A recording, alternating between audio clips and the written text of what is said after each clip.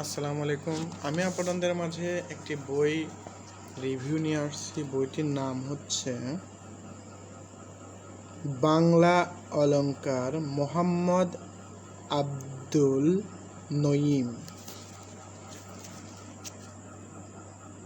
এটি তার চিত্র দেওয়া হয়েছে, এখানে তার বায়োডাটা। আপনারা ইচ্ছা করলে পিকটা তুলে নিয়ে পড়তে পারেন। আমি আপনাদের মাঝে বইটার কিছু তার মনের ভাবটা কি সে লিখেছে আমি এটা পড়ে আপনাদেরকে শোনাচ্ছি, অনুগ্রহপূর্বক শুনবেন। আশা করি আপনাদের কাছে ভালো লাগবে। মনে পড়ে ছেলেবেলা ফেলে আসা সেই সব সোনার খাঁচার নানা রঙের দিনগুলির শত সুন্দর সুখ স্মৃতি। মনে পড়ে দুষ্টু দস্যিতে কোলে করে মার মুখে কত কথা, চাঁদের কপালে টিপ দিয়ে যাবার জন্য চাঁদের কাছে কি মধুর মিনতি। শুধু কি তাই, আরও কত বিচিত্র রং রূপ রস ও রকমের সেসব কথার কারুকাজ। সেদিন সম্মোহিত মনে শুধু শুনেই গেছি, আর শুনতে শুনতে কখন কিভাবে ঘুমপড়ির সঙ্গে চলে গেছি গভীর গাঢ় ঘুমের দেশে। সেদিন তো আর সত্যিকার ক্ষমতা ছিল না তার সৌন্দর্য সম্ভোগের, তার বর্ণাঢ্য বিশ্লেষণের।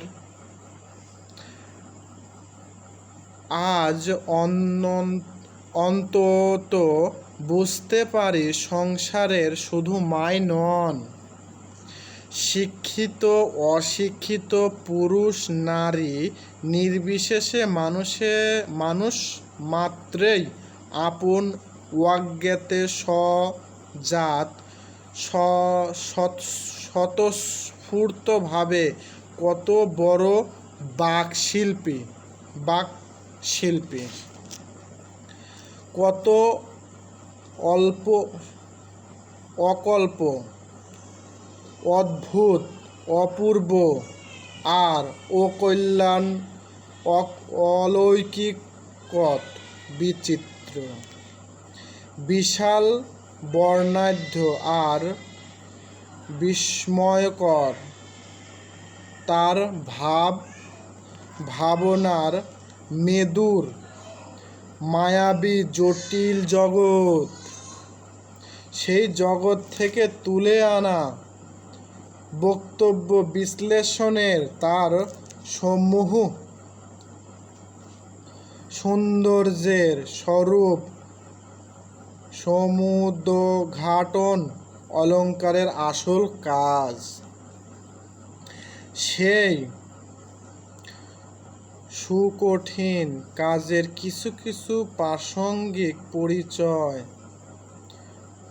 পরিষ্কার করাই আমাদের আলোচ্য গ্রন্থের মূল লক্ষ্য, আর তার সার্থকতা বিচারের দরূহ দায়িত্ব সহৃদয় হৃদয় সংবাদী সুপ্রিয় পাঠক অনিবার্যভাবে আপনারই।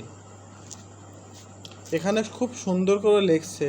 তো যে জিনিসটা সবচেয়ে মূল ভাব অলংকারের আমার কাছে বোধ হয় সেটা হচ্ছে চৈতন্যর। কারণ এখানে ঘুম পাড়েনি মায়ের গানের কথা বলা হয়েছে। সে তখন ঘুম এসে গেছে, দেখতে পারেনি, তো এখন সে হয়তো দেখতে পারবে, চেষ্টা করবে দেখার জন্য যে কি বিষয়টা হচ্ছে। বইটা অনেক সুন্দর,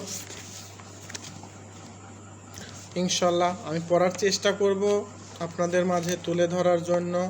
আমি ডিটেলসে বলতে পারতেছি না, এখানে আরও কিছু থেকে বইটা গন্ধ করা হয়েছে সেটা দেওয়া হয়েছে। তো ভালো থাকবেন। উনি অনেক ভালো একটা লেখক। উনি আপনাদেরকে তো বলাই হইল না উৎসর্গ করার বিষয়টা। এখানে উৎসর্গ করা হয়েছে, এই যে এখানে জিনিসটা আপনার তুলে ভালো করে দেখতে পারবেন। তুলনাহীন তিন পিতৃপ্রতিম সুশিক্ষক এর সকৃতজ্ঞ স্মরণে এটা উৎসর্গ করা হয়েছে। ভালো থাকবেন।